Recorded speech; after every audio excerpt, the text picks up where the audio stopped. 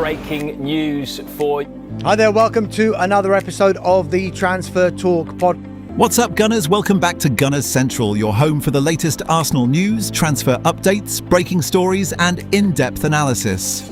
If you're a passionate Gooner, make sure to subscribe, like this video and turn on notifications so you never miss any Arsenal updates. Now let's get straight into today's big story. In this story, we will cover two major developments that could define Arsenal's final weeks of the transfer window. First, we examine the latest Ezri Konsa situation, including the reported personal agreement, Aston Villa's £60 to £65 million valuation, Arsenal's defensive injury crisis, and why the England international could be the ideal replacement for William Saliba. Then we turn to Victor Osimhen, whose latest comments have intensified speculation over a possible move to Arsenal. We will look at what his words really mean, why Arsenal are considering the Galatasaray striker, the financial question surrounding a potential deal, and how Osimhen could transform Mikel Arteta's attack. Arsenal's summer transfer window has entered a fascinating stage. The Premier League champions have already strengthened their midfield and attack, but one problem has become increasingly difficult for Mikel Arteta to ignore: the centre-back position. William Saliba's injury has changed the situation completely. Saliba has developed into one of the most important defenders in Arteta's system, forming an outstanding partnership with Gabriel Magalhaes. But with the Frenchman facing an extended period on the sidelines, Arsenal cannot simply hope that their remaining defenders will survive an entire season without problems. Jurriën Timber's injury has made the situation even more complicated. That is why Ezri Konsa has emerged as such an important target. Recent reporting has suggested Arsenal and Aston Villa are now in the final stages of negotiations, with Football Insider describing the transfer as 99% done and claiming personal terms have already been agreed. The reported fee is around £60 to £65 million. However, Arsenal supporters should understand the difference between a report saying a deal is 99% done and an officially completed transfer. Until the clubs sign the final agreement and Arsenal announce the player, there remains room for negotiations to change. What makes this particular saga interesting is that Arsenal initially appeared reluctant to meet Villa's valuation. Reports earlier in the window indicated that Arsenal had offered considerably less, with one reported proposal around £30 to £35 million being rejected. Aston Villa have consistently valued Konsa at approximately £60 million or more, so why would Arsenal suddenly be prepared to move much closer to that figure? The answer is urgency. A few weeks ago, Arsenal could afford to assess the centre-back market patiently, but as the new season approaches, the injury situation has created a genuine need. Konsa is not simply a body to fill a squad position. He has 231 Premier League appearances for Aston Villa and 227 starts, demonstrating the level of reliability that Arsenal need. In the 2025/26 Premier League campaign alone, he made 34 appearances and started all 34. That experience is incredibly valuable. Imagine Arsenal entering a Champions League knockout match against one of Europe's strongest attacks. Arteta cannot afford to select a defender simply because there is nobody else available. He needs someone who already understands the intensity of elite football. Konsa provides that. His greatest attraction, however, may be his versatility. Although primarily a centre-back, he has experience playing at right-back. That becomes extremely important when considering Arsenal's current defensive structure.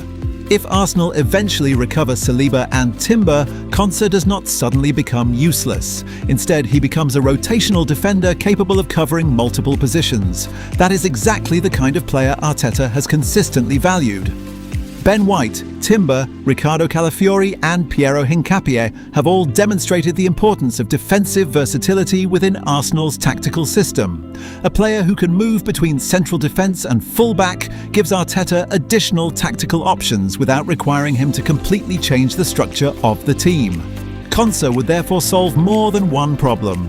During Saliba's absence, he could compete directly for the centre-back position.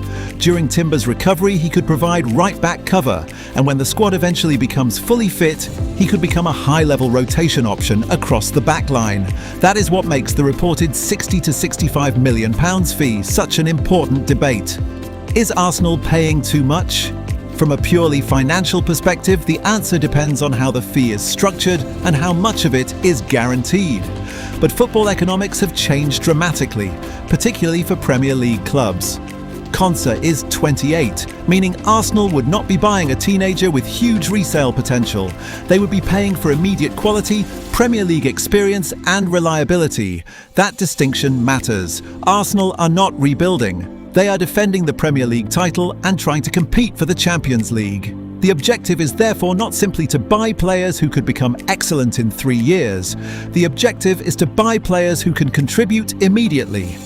Konsa fits that model. There is another fascinating element to this story.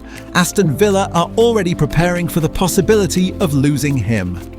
Reports have suggested Villa are pursuing Aaron Wan-Bissaka from West Ham, with the defender viewed as capable of operating at right back and even in central defensive structures. That does not automatically mean Konsa is leaving.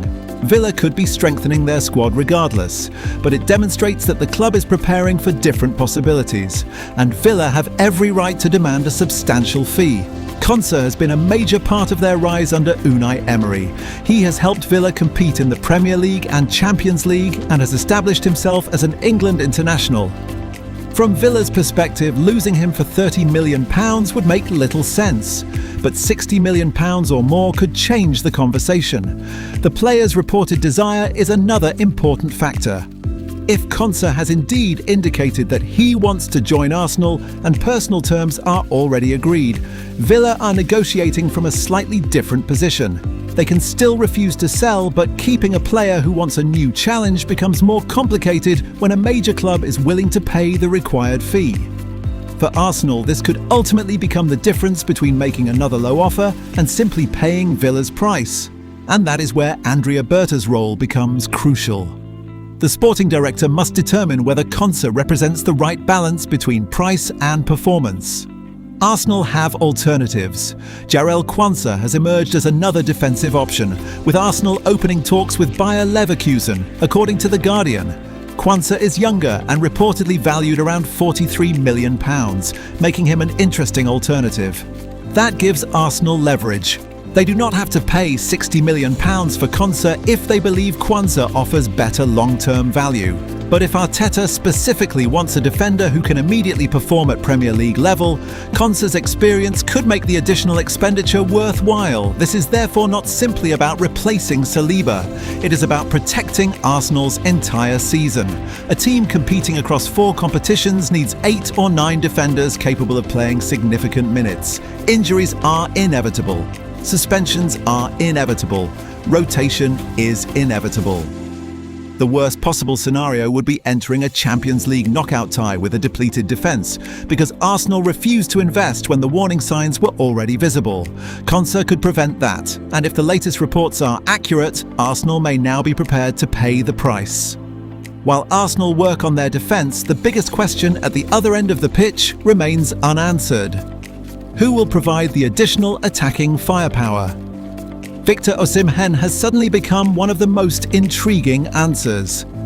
The Nigerian striker has once again been linked with Arsenal after his availability was reportedly discussed during negotiations between the Gunners and Galatasaray. The situation is particularly interesting because Osimhen has now spoken publicly about his future.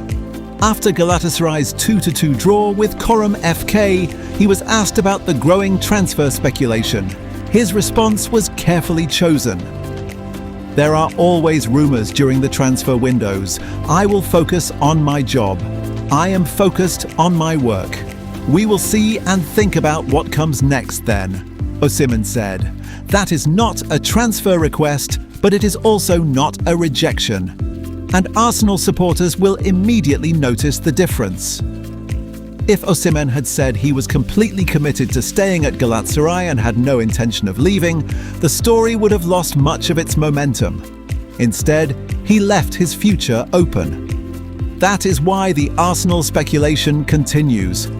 Osimhen is exactly the type of striker Arsenal have been searching for. He offers explosive acceleration, physical power, aerial threat, and relentless movement behind defensive lines. More importantly, he has demonstrated that he can consistently score at the highest level. He scored 65 Serie A goals in 108 league appearances for Napoli and has continued his prolific form in Turkey. Recent reports put his Galatasaray tally at 53 goals in 69 appearances. Those numbers explain why Galatasaray are not desperate to sell. They paid €75 million to sign him permanently from Napoli, and he remains under contract until 2029. Reports have suggested that Galatasaray have rejected a huge offer from Al Hilal, reportedly around €130 million. Other reports indicate Arsenal could potentially face a demand around the €70 million region or more. That means this will not be an easy transfer, but Arsenal's interest makes sense. The club previously prioritised Julian Alvarez, but Atletico Madrid's reported valuation of more than £100 million makes that operation extremely difficult. Osimhen could potentially provide a similar elite-level solution for significantly less money. There is also the question of what happens with Arsenal's current forwards. Victor Gyökeres is expected to remain Arteta's first-choice striker, but Arsenal cannot rely on one player across a season that could contain more than 50 matches.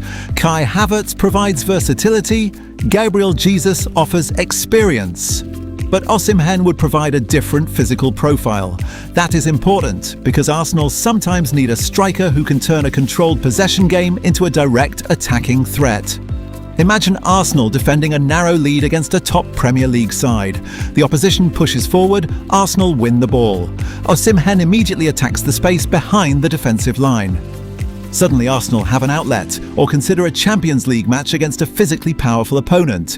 Arsenal needs someone capable of competing with centre-backs, attacking crosses and creating chaos inside the penalty area. Osimhen provides that profile, but there is an important warning. Arsenal should not sign him simply because his name is attractive. His injury record must be considered, as must his disciplinary history and the financial implications of adding another expensive striker to a squad that already contains major attacking investments.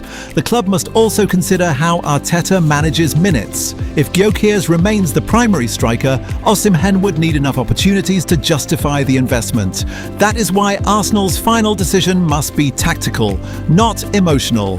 There is also another fascinating connection. Galatasaray are interested in Arsenal players Gabriel Martinelli and Ethan Nwaneri. Reports indicate the Turkish champions have made a significant offer for Martinelli, while Nwaneri has also attracted interest. Therefore, the two clubs already have reasons to negotiate. Could that eventually lead to a major deal involving Osimhen? At this stage, nobody can say. The Guardian reported that Osimhen may even have been offered to Arsenal in connection with the wider negotiations involving Martinelli and Nwaneri, although the exact structure of any potential deal remains unclear. And that is what makes this transfer window so unpredictable. Arsenal could potentially complete two major deals before the deadline. Konsa to strengthen a defence weakened by injuries, and Osimhen to add another world-class attacking option. But neither should be treated as completed until official confirmation arrives. For Konsa, Arsenal must bridge the valuation gap with Aston Villa. For Osimhen, they must convince Galatasaray to sell a striker they clearly value enormously. The timing is also crucial. With the season already beginning, Arsenal cannot spend weeks negotiating without a clear plan. The defensive situation demands an immediate solution. The attack requires a strategic decision, and Berta now has to balance both. If Arsenal managed to sign Konsa and Osimhen, the message to the rest of the Premier League would be enormous. This would no longer be a squad simply trying to defend its title. It would be a squad being built specifically to dominate across multiple competitions. Konsa would provide defensive security. Osimhen would provide attacking explosiveness. Bruno Guimaraes has already added quality and intensity to midfield. And with Arteta continuing to develop players such as Bukayo Saka, Martin Odegaard, and the emerging younger talent, Arsenal's squad could become even deeper. The challenge is getting both deals right. For Arsenal supporters, the next few days could therefore be among the most important of the entire summer. Ezri Konsa appears increasingly close, while Victor Osimhen has refused to close the door on a move. One transfer could protect Arsenal's defence, the other could transform their attack. If Andrea Berta can turn both opportunities into completed deals, Arsenal's title defence could begin with an unmistakably powerful statement of intent.